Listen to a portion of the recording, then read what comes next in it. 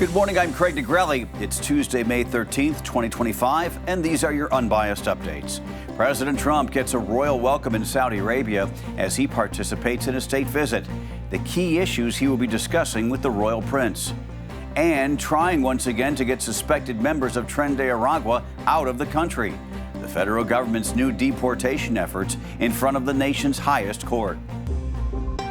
From the Straight Arrow News Studio, bringing the stories that matter to you from across the United States and around the world. These are today's Unbiased Updates. Right now, President Donald Trump is in the Middle East, arriving in Saudi Arabia with a fighter jet escort early this morning for the first leg of the first international trip of his new term. The president giving a fist pump as he got off Air Force One. The president is also set to visit Qatar and the United Arab Emirates during the four-day trip. Today, President Trump is meeting with Saudi Arabia's de facto ruler, Crown Prince Mohammed bin Salman, for talks on U.S. efforts to dismantle Iran's nuclear program, end the war in Gaza, and hold down oil prices, among other global issues. President Trump has already arrived at the Saudi royal court for some of the day's events. The streets of Riyadh are lined with American flags for the visit. Secretary of State Marco Rubio and Defense Secretary Pete Hegseth are also joining the president on this trip to the Middle East as the Trump administration looks to strengthen ties between the United States and Gulf partners. President Trump has suggested he could make a detour to Turkey on Thursday as Russian President Vladimir Putin and Ukrainian President Volodymyr Zelensky are expected to meet in person in Istanbul to discuss ending the war between their countries. As the Trump administration and China have entered a truce in their trade war and made major reductions in reciprocal tariffs, China is moving to strengthen its alliances with other countries.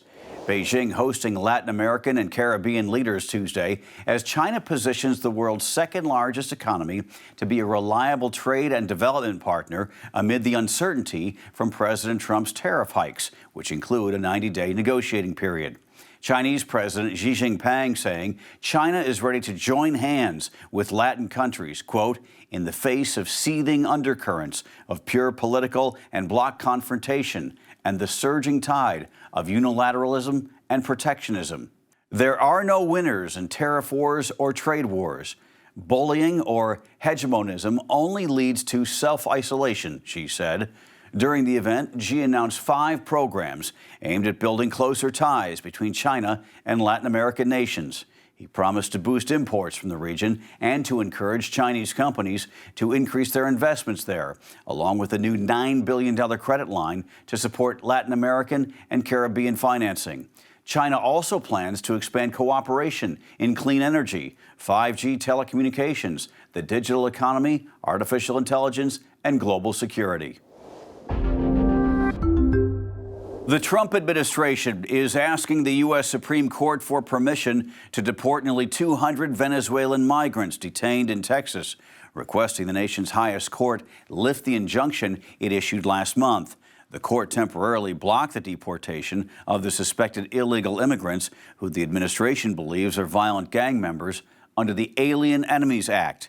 In a filing on Monday, the Trump administration said the 176 alleged members of Tren de Aragua have proven to be especially dangerous to maintain in prolonged detention. According to the filing, an Immigration and Customs Enforcement official said a group of 23 migrants threatened to take hostages and injure staff and ICE officers. The Solicitor General argues in the filing the Supreme Court should not block the removal of the detainees who have been endangering others while in detention, and he says the migrants have received adequate notice and plenty of time to challenge their detentions. On Capitol Hill, a bill that would have regulated cryptocurrency has failed. The vote was close, with 2 Senate Republicans joining Democrats to defeat the so-called Genius Act, 49-48. The measure focused on something called a stablecoin, which is a digital currency tied to the value of the U.S. dollar. While most lawmakers agree that regulation of cryptocurrency is needed, opponents of this particular measure want changes.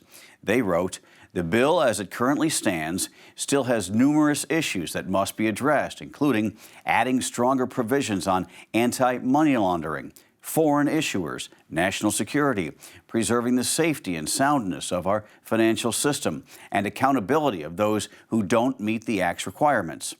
Meanwhile, the Trump family's cryptocurrency portfolio continues to grow. American Bitcoin, whose co-founder is the president's son Eric, is merging with the publicly traded digital mining company that Donald Trump Jr. is involved with. The new, bigger firm will be listed on the NASDAQ. President Trump has vowed to make the United States a Bitcoin mining powerhouse. Miners are essentially Bitcoin numbers experts. CBS News is reporting the Trump family's Bitcoin ventures have increased the family's net worth by nearly $3 billion. The White House has insisted there is no conflict of interest, and the president's assets are in a trust managed by his children. The Federal Aviation Administration is launching an emergency task force over recent issues at Newark's Liberty International Airport. Transportation Secretary Sean Duffy announced that on Monday. He also said the FAA is considering temporarily reducing the number of flights into and out of the busy airport near New York City, as well as some system upgrades. Duffy added a new software update prevented a third radar outage in the last 2 weeks when a telecommunications line failed over the weekend. Meanwhile, the delays continue at Newark Airport, not only because of technical issues, but also a shortage of air traffic controllers, made worse because several of them went on a 45-day trauma leave after the first radar outage. Finally this morning, conspiracy theories abound after last night's NBA draft lottery, with fans, sports experts, even players taking to social media to question whether it was rigged after the Dallas Mavericks came out on top. Straight Arrow News sports reporter Chris Francis shows us what this means for the upcoming draft. The NBA draft lottery's ping pong balls have bounced the right way for the Dallas Mavericks. After all they've been through with the Luka trade and the injuries, they are the winners of what most fans and even NBA executives are calling the Cooper Flag Sweepstakes. The top pick in the June NBA draft will likely be the 6'9", 18-year-old from Duke, who just completed a dominating freshman season, leading the Blue Devils to the Final Four. He played 37 games in his lone season in Durham, averaging 19 points, 7.5 rebounds, and 4 assists per game, winning National Player of the Year honors. The Mavs won the lottery for the first time in team history. They had a 1.8% chance to win the draft. Those are the fourth lowest odds ever. The trade of Luka Doncic mid-season shocked the league and upset the fan base. Then Anthony Davis and Kyrie Irving were injured. But with Flag possibly being on board, things are looking much better for their future. The San Antonio Spurs are second overall. They'll have 2 lottery picks to find a couple players to pair with Victor Wembanyama. The Philadelphia 76ers are third, then the Charlotte Hornets and Utah Jazz, who both had a 14% chance of winning the lottery, but got some terrible luck. In his season-ending press conference, Utah Jazz general manager Justin Zanuck talked about his young players like Isaiah Collier, Keontae George, and Kyle Filipowski. And they have ammunition to make a move if they see a deal that makes sense. We do have two firsts this year and 2 seconds, so that gives us some flexibility to maybe move around. We do have the capacity to add a couple players through the draft with our roster.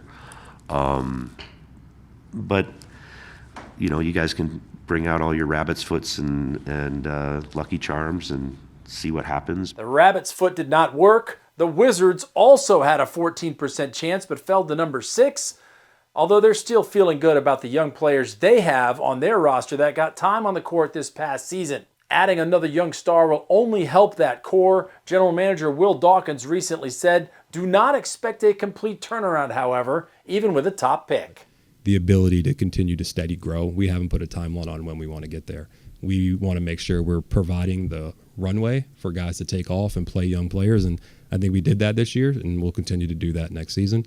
And you saw the young lineups. You'll see a few more next season for sure. A few prospects that could be drafted right after Flag include Rutgers guard Dylan Harper and his college teammate Ace Bailey. Guards VJ Edgecombe from Baylor and Trey Johnson from Texas will also be high picks, along with 2 of Flag's Blue Devils teammates, guard Con Knipple and center Kaman Malawak. Let the offseason wheeling and dealing begin. Now that teams know where they're picking, will there be any blockbuster trades before the June 25th draft? Will a certain Greek superstar in Milwaukee be on the move?